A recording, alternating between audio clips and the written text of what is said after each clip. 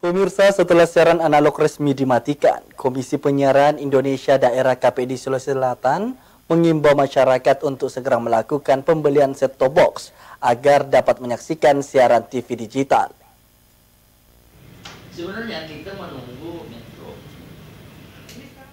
Kementerian Komunikasi dan Informatika Kominfo secara resmi memberhentikan siaran televisi TV analog di Sulawesi Selatan. Pemberhentian siaran TV analog atau analog switch off dilakukan untuk migrasi ke TV digital. Komisioner Bidang Pengawasan Isi Siaran KPID Sulsel Andi Muhammad Ilham menuturkan, pemberhentian sudah dilakukan per 20 Juni 2023 pukul 00 waktu Indonesia Tengah ASO untuk di wilayah Makassar, Maros, Pangkep, Takalar, dan Goa. Ia mengungkapkan, penghentian TV analog tersebut bertujuan untuk mendapatkan siaran yang lebih jernih dan canggih di wilayah Sulawesi Selatan.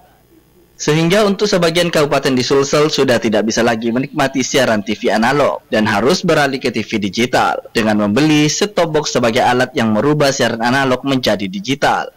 Bagi masyarakat yang belum mendapatkan STB, kita berharap pemerintah, stakeholder terkait tetap melakukan pengawasan sehingga tidak terjadi lonjakan harga.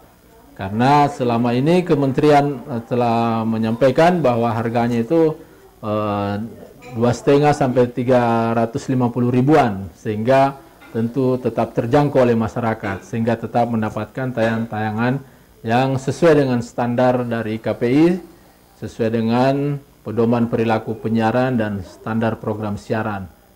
Komisioner KPID menambahkan bagi masyarakat yang belum mendapatkan STB diharapkan pemerintah melakukan pengawasan terkait harga agar tidak terjadi lonjakan harga. Ardi Jaho, Celebes TV.